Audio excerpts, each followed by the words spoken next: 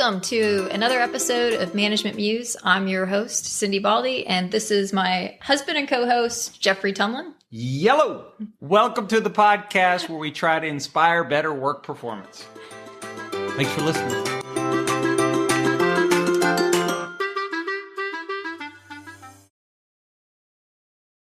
Hello, everybody. Thanks for joining us today on the Muse. Yellow. Management Muse. Yellow. I am your host, Cindi Baldi. Yellow. And yellow is Geoffrey Tumlin. Yellow. And today we are talking about burnout. Tell me a story about your mom. Taking your mom to Maui. That's my favorite burnout story. First of all, we took her mom to Maui. Her dad, after her dad died, dad was had hemorrhagic stroke and was paralyzed for 8 years? 9. 9 years. And Cindy's mom took care of him. 9 years. Dude never got a bed sore. When he died, we were like, hey, we'll take you somewhere, anywhere you want to go. And she said, I always want to go to Hawaii. She'd never been. And she wanted to go to Maui because my sister loves Maui. Planted it in her head that Maui is the best island, which Geoff and I would fight that.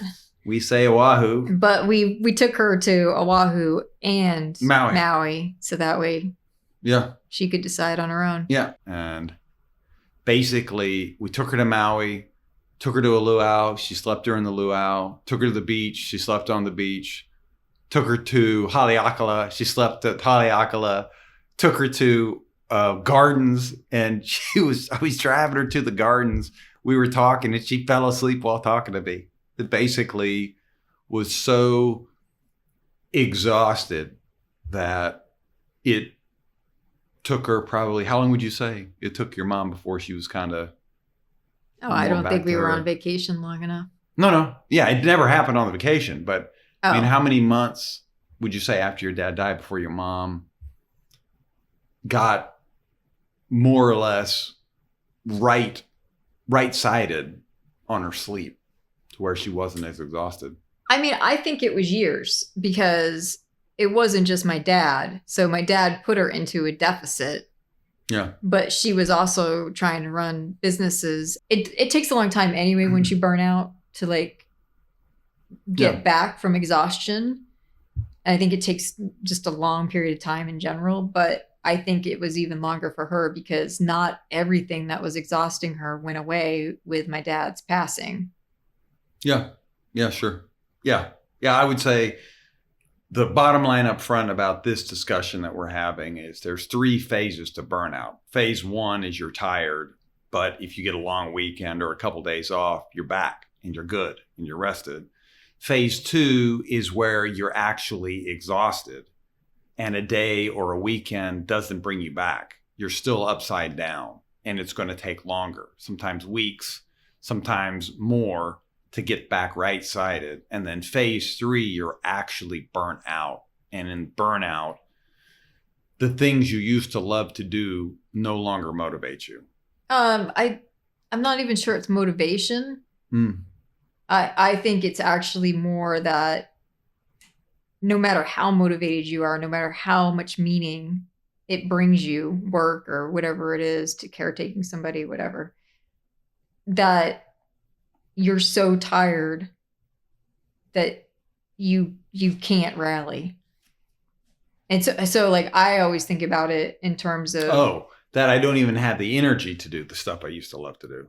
Right. And just like it's not a matter of willpower, because what I see with people who are burnt out in the last phases, these are many times the people who are most strongly identified with the organization, people who have been its champions in the past, and nothing has changed. It's not like they don't value what they're doing all of a sudden or don't value the organization.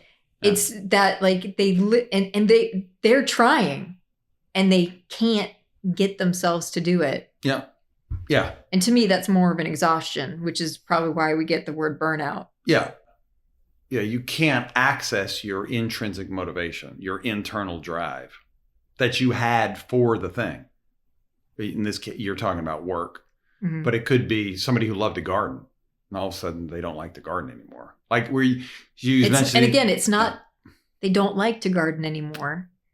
Or they're not gardening. Right. Yeah. The problem of burnout, which Cindi knows acutely because she's a data scientist, is that when you ask people if they're burnt out, anybody who didn't sleep 8 hours last night says yes. And that's not actually burnout. That's just you're tired. Right. And it's not the same thing. And so we don't ask in Cindi's survey, when we're measuring burnout, we don't ask, do you feel burnt out? Because a gigantic percentage of your company is going to say yes. But the reason they're burnt out is because they binge watched this TV show last night. Right. And they're tired. Right. I mean, they basically have a amusement park in their phone, and many people are just not getting out of the amusement park to get a good night's sleep. That's different. And it's confusing. Yeah. Because people will say they're burnt out. Right. It's it's an overused word at the moment. Yes. And the science of burnout is it has multiple phases. It's this stepwise progression that we're talking about.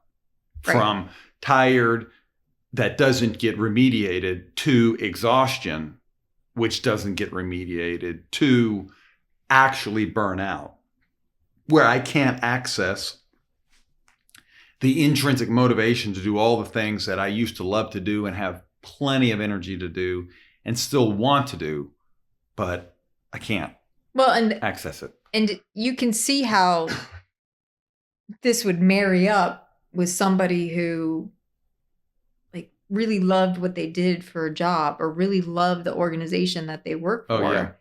Because there are phases. And at any of those phases, if you actually got time to basically recharge, you wouldn't move on to the next phase. Yeah. But these are the same exact people who, we fight them to take time off. That is, we have to do a podcast on vacation, but let's have a brief diversion here of self-defeating behaviors. Well, right? It's just that they want to figure it out. I think all of us have done this, where we've worked way past the point of functionality because it's important that we get this task done or this thing figured out. But at some point you realize, I'm not really working with a full set of tools, and I should have gone and gotten something to eat and gone to sleep and woken up early and hit it again. But you're just so into trying to get it done that you don't let yourself take that break. And that's what these people are doing in a much more global way. They feel like the organization is in a precarious position or that something really important has to happen with their job. And so they're not going home at 6:00 at night. They're staying way past normal hours. And then they're coming back bright and early. And they're there all day with these people. And then they're continuing on. And you tell them you have to take a break. And their response is, well, I can't. This place will be hurt. Well, this place is getting hurt because you're not actually fully functioning because you're so beyond exhaustion. And that last phase of burnout, it's not something that you can go on vacation for and bounce back from. It's so all encompassing that it's going to take you months. And so you get these people who are they want to figure it out. They are motivated. They fully identify with the organization. And so they won't take the vacations. And so it's just you can see how they wind up getting into this position of burnout. Yeah, I think during COVID, we saw a gigantic number of nurses get burnout and leave the profession. And doctors. Yeah, and conclude that they could not, that there was no way to recover, unravel it. And so they just left the profession. They couldn't stay in it and unravel it. Because they're also these people are not built to actually stay in it and be able to let go enough to be able to recover. What do you mean they're not built? Mentally, they love this job. Oh, the highly identified. Yeah. Yeah, it's not just people are being martyrs. It's that they, as you just said, they love what they're doing. And so they take on more. It needs to be done. But then you look up one day and it's more than just getting out of balance. It's that the energy is gone. It's not, if you don't have the fuel in the tank. The energy is gone, and the functionality of the brain, I think, is diminished as well. Like you will find that you're making just more than just one-off stupid mistakes. Like you are just not actually functioning at a level that you know that you should be functioning at. Yeah. Yeah. We're routinely coaching executives. Like, I think possibly the thing I say more than anything else is take your vacation. What are you doing? Yeah. And if you're a manager listening to this and you have your employees who aren't taking their vacation, that's a warning sign. And some of them, maybe if your company lets them pay it out, okay, I get it. They're saving it for money. They've got something else that they need it for. I think most companies we're in, you don't get paid out. You can accrue so much and then the rest gets lost. And it is a sin to lose vacation, because unless your benefit scheme is so generous, and there's a couple places we work, it's too generous, and they've got their own set of problems by giving people too much vacation.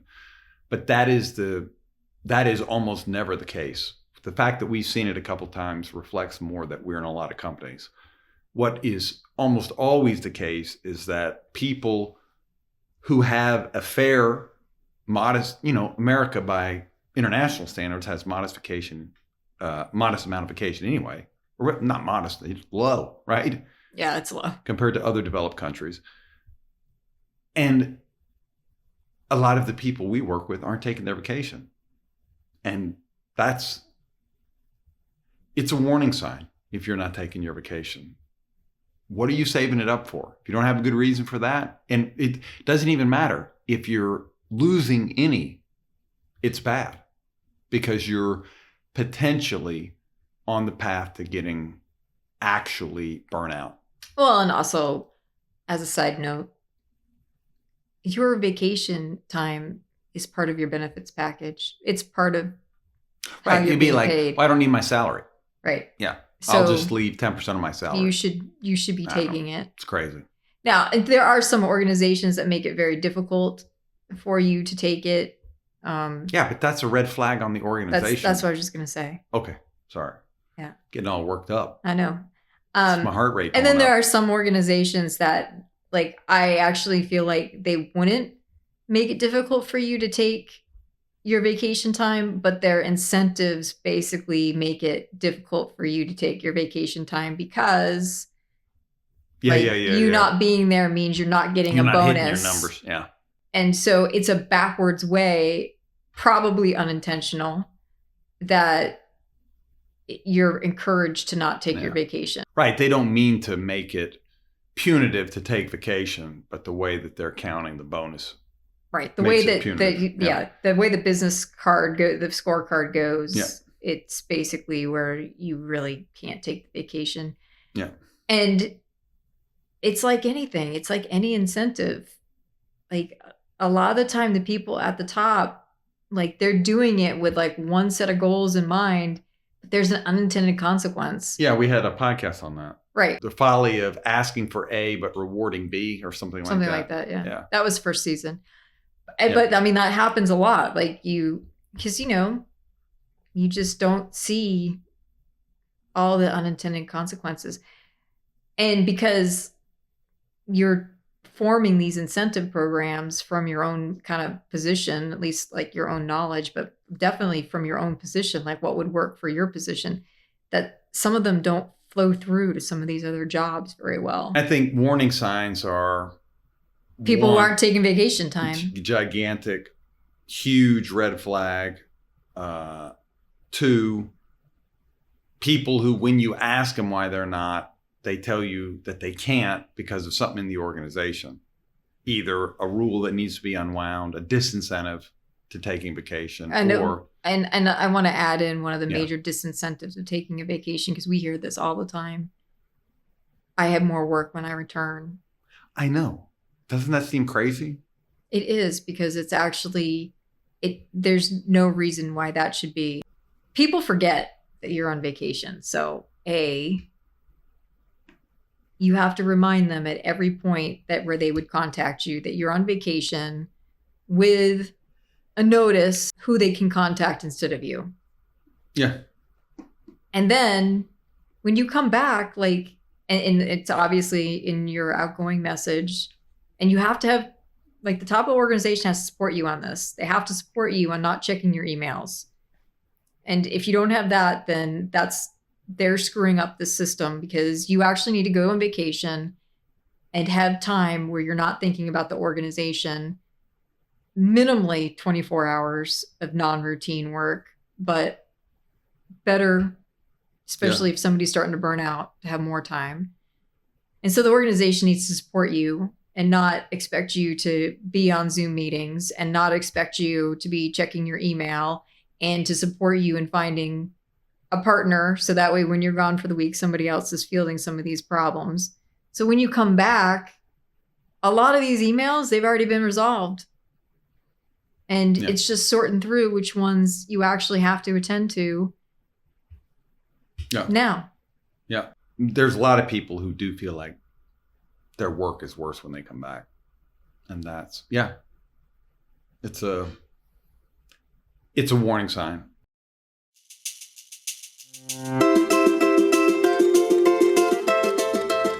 Hello, Musers. Now it's time for commercial break.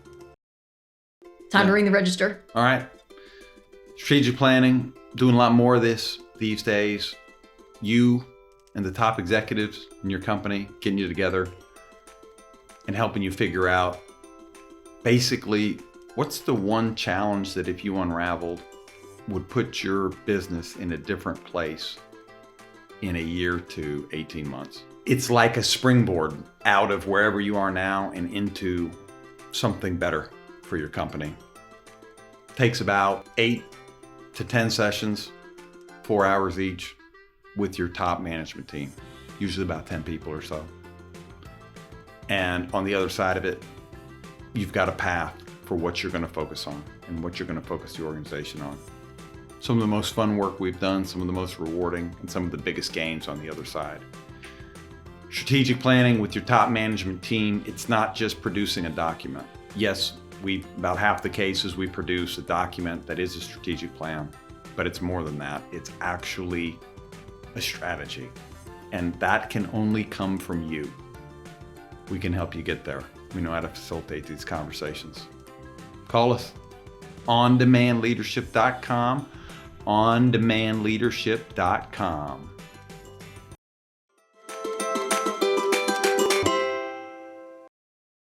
Another warning sign. I started with talking about your mom, so we'll talk about my mom for a minute. My dad has Alzheimer's, and my mom's been the primary caregiver for going on 6 years now, 5 years. So we have similar concerns. My dad is great disposition. He's very sweet. Yeah, a joy, but still, it's a lot of work. You got to keep your eye on him. It's constant vigilance. Yeah, and so we a lot of stuff we talk about, it's not just academic. We're deploying it where we work and in our own lives. So we keep an eye on my mom. Of the things that she likes to do are community garden and book club. And that's, again, you're looking for canaries in the coal mine, warning signs. As long as she's still going to the book club once a month and going to the community garden during the harvest season, that's a good sign.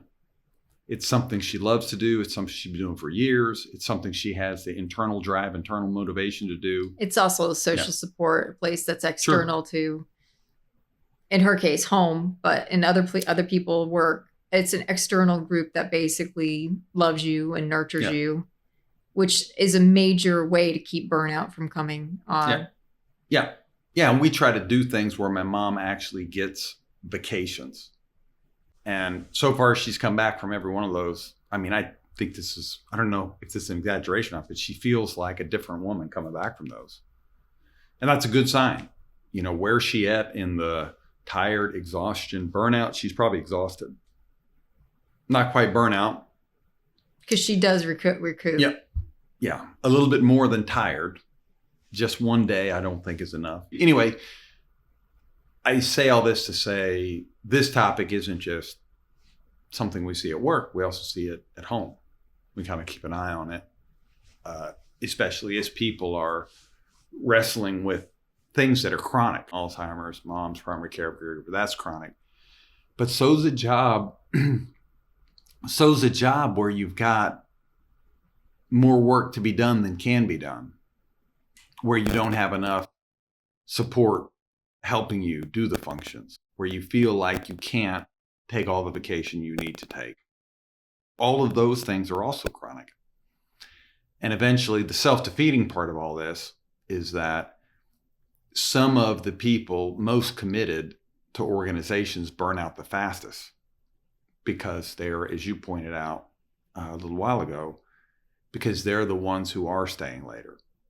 Well, and they also are the ones who tend to become more one-sided.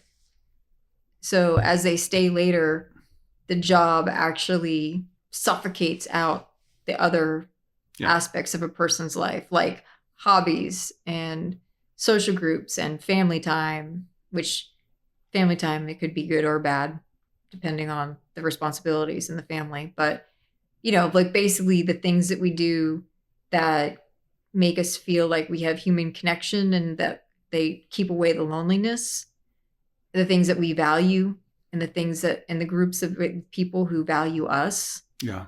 And those people who are highly identified with those organizations and working late, like there's just less and less time for those safety mechanisms, those valves, basically. Yeah. That even when you're tired, when you could be tired from work and then go out to like one of these groups of important people and you get recharged. Yeah. Yeah. It's like, it's interlocking social support. Mm-hmm.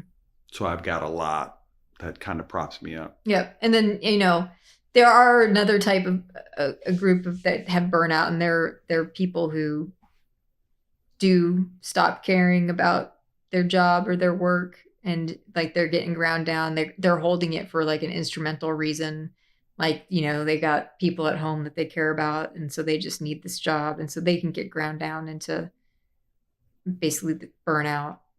But that's a little bit a little bit different than this, because the job wasn't fulfilling in the first place. I think burnout is a little bit of a surprise, because it's like your biggest supporters, hardest workers, and all of a sudden they're gone. Yeah. Yeah. Yeah. And in this discussion, we're saying, and we don't say this a lot, because a lot of times you can't see things, can't predict, but this you should see coming. Mm-hmm. And when people aren't taking their vacation, you need to find out why. Yeah. Yeah. And when they're look tired, I mean, it's, some of what we're talking about is kind of, it feels like it's management 101, but this is a little more nuanced in the following ways. You can't just ask people if they're burnout, because you're going to get an overwhelming number of false positives from people who just haven't had enough sleep in the last few days, or people who are raising young kids or whatever, who wear out their Netflix account too much or whatever. And that, you got to wipe all that out.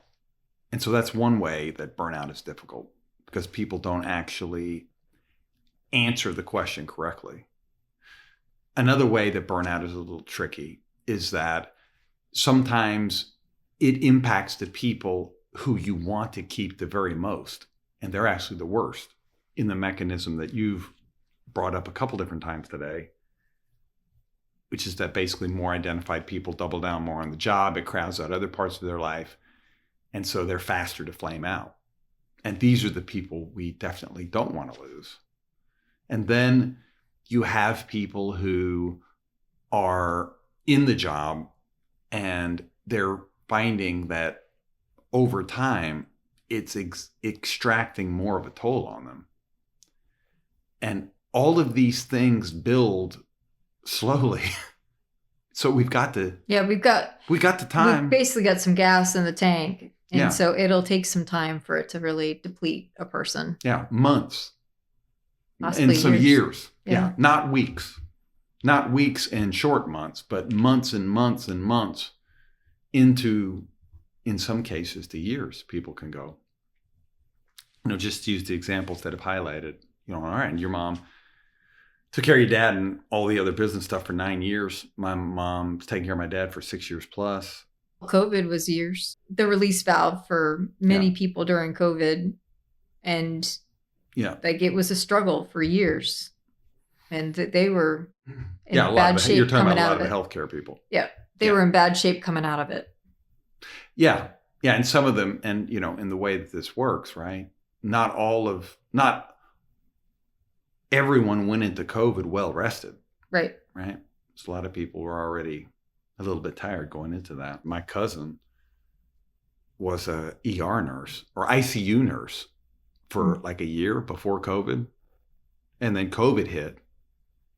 And like, she actually said, I'm burnt out, period. I'm done. And she was probably, when she got burned out in nursing, she'd been a high flyer nurse, great program, great edit, full on ICU, hardcore. And within a year, 18 months of COVID, she quit the profession forever. Not going back. And she was what? 25? 26? I don't know, but something like that. Like she's young. Right. Like 26. Yeah. And out.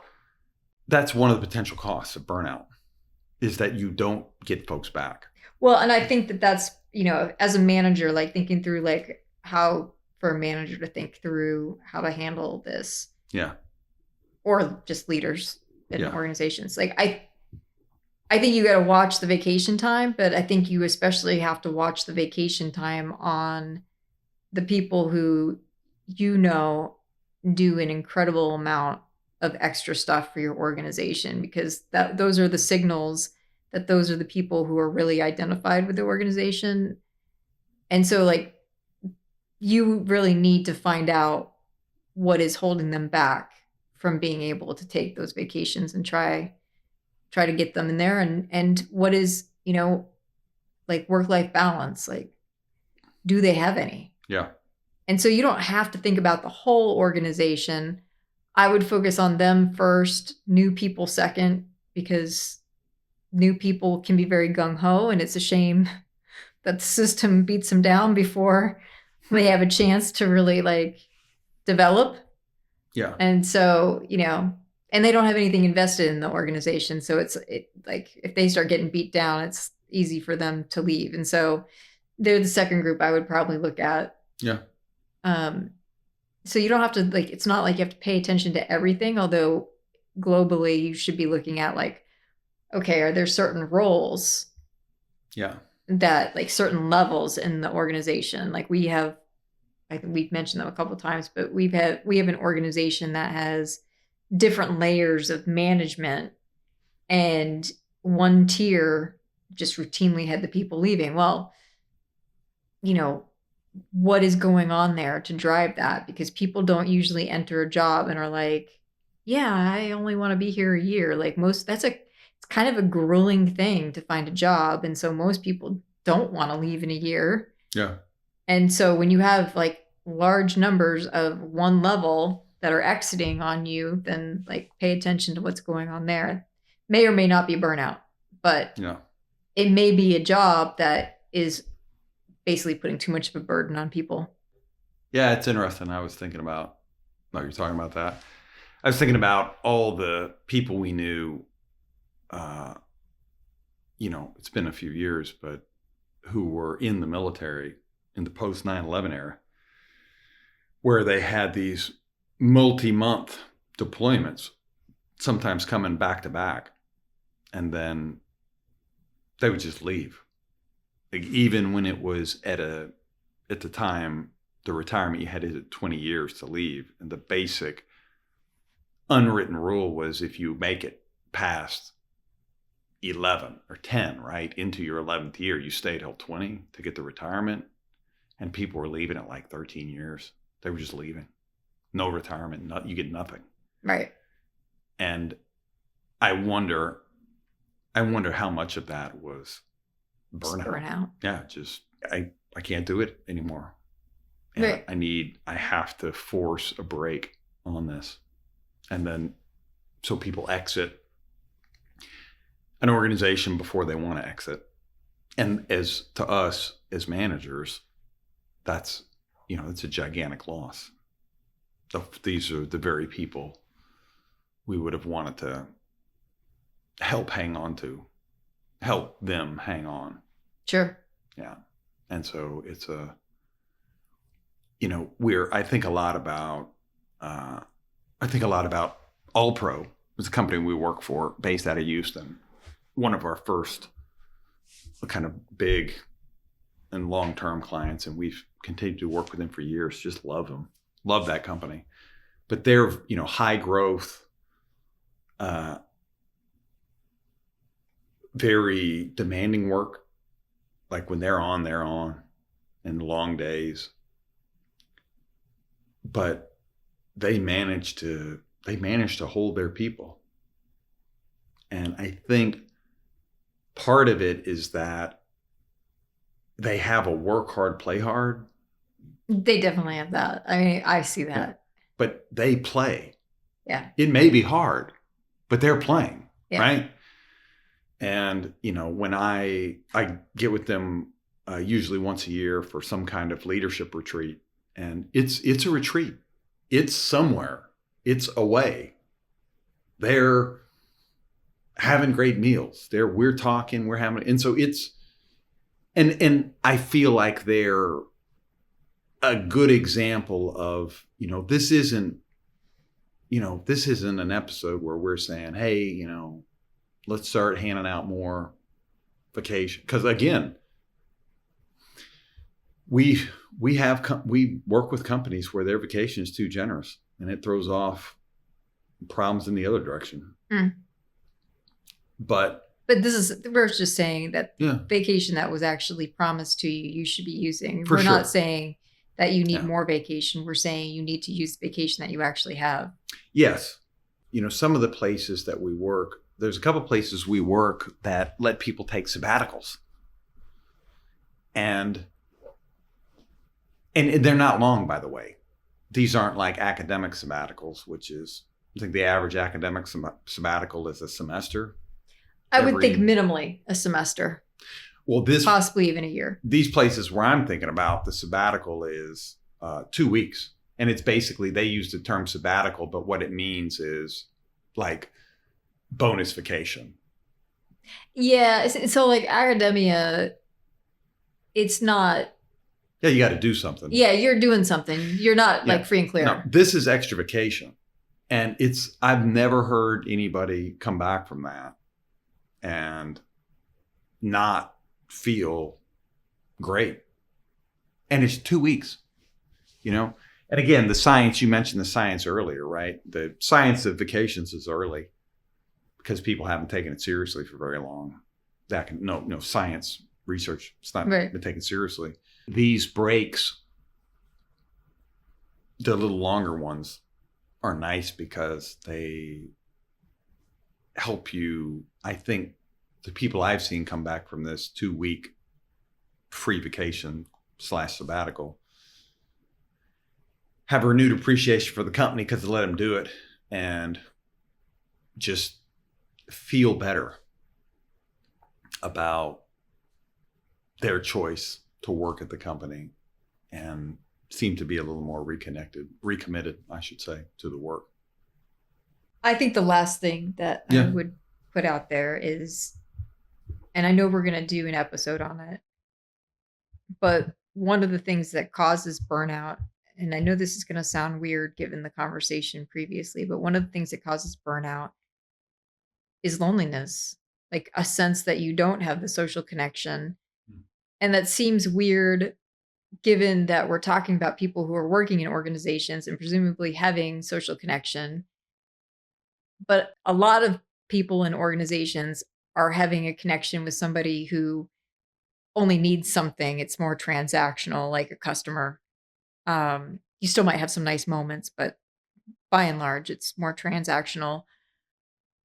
And sometimes positions and organizations are very solitary, even though like you're working around people. So, a physician is in a clinic and they have MAs and they have front desk people. So technically they're surrounded by people, but really they're every 15 minutes they're going into a room and trying to figure out what's going on with the patient. And that transaction between the patient and the doctor is, the patient is needy. That's why they're there. And the doctor is trying to provide it while trying to figure out a puzzle. And so that's just an example. There are a lot, I think, of jobs and organizations where you can be surrounded by people and still be extraordinarily lonely and feel like you don't have a connection. And that gets amplified when you're somebody highly committed and like trying to drive forward with, doing a lot of work, because the work is basically making you get buried where you're not really making connections. It gets further amplified when you're coming in early and staying late and easing out the other people in your life and the other groups in your life that might give you social connection. And so, one of the remedies to burnout is social connection. Yeah. Yeah. That's a good point. And, from an organizational standpoint, that is something that you do have some ability to impact. Yep. We don't want a lot of mandatory fun, but an occasional retreat. Yeah. That is actually fun. Yeah. I'm always surprised when we convene groups, how the comment we get a lot is, I didn't know other people were feeling this way. It makes me feel like I'm not alone. Right. No. Right. Yeah. And just, there are things that you can do to try to help people inside your organization form connections with each other. Yeah. And so taking advantage of that, or trying to like think about how to do that better. Like we have a niece right now who just started college in a foreign country, and that particular university has something that they call academic families. And so upperclassmen basically group up, and then they have underclass, like freshmen who come in. And then I think there's actually like adults who are also part of each academic family. I'm not exactly sure how that works. But basically everybody gets this other group of people that they're part of, and they have fun together. And there are like traditions embedded in that. And so, in a place where she could be very lonely. Other side of the world. Although thank God for technology. Yeah. But still, it's not us there, that she's getting other forms of connection, that the organization, the university, is actually functioning. They have, rituals and things on the calendar and policies and standards, I'm sure, are surrounding this, because I can only imagine. But they're making sure that every single student has a group to belong to that is small and manageable. Yeah. And there's organizations can do that. Yeah. Yeah. Variants of that. Yeah. 3 steps, 3 kind of progression for burnout. Part 1, they're tired, but they get a couple nights sleep, a weekend, you're back, you're better. Part 2, you're exhausted. That's more than tired. Weekend won't do it. Short vacation won't do it. Takes you a little bit longer to get back from that. Part 3, you actually burn out, and you have trouble summoning the will to do things that you want to do, but you just don't have the energy to do. And that can shorten the runway. Weirdly, some of your most committed people can burn out the fastest because they're taking on a lot of extra roles. They're staying late. They're coming in early. They're committed to the work. They're easing out their social connections for work. Yeah. And so the good news is, as managers, we have time. This doesn't happen fast. It happens slowly, months and sometimes years. So we got time. And there are tools to identify it. Like there's things you can look for that are clearly identifiable that you might have somebody with a problem. Yeah. Yeah. Talked about vacation, talked about just being tired, talk about the losing the motivation to do things that they like to do. And that cutting back on the extra role behaviors. And all of that is within our ability to have an impact on us, man. Truly we can help. And sometimes we have to go to battle the organization and unwind some policies that are preventing the vacations, that are causing things to pile up when people come back, disincentives to taking time off, and so forth. But it's worth paying attention to, so that we keep the people who are committed to the work, committed to the customers. And this one is kind of obviously the right thing to do as a manager as well. All right. I think that concludes this episode. Yep. We appreciate stars, likes, follows, shares, talking about it on social media. Yep. Hook us up, help us out. And we will see you next time. Thank you for joining us. All right. Good luck out there. Bye-bye.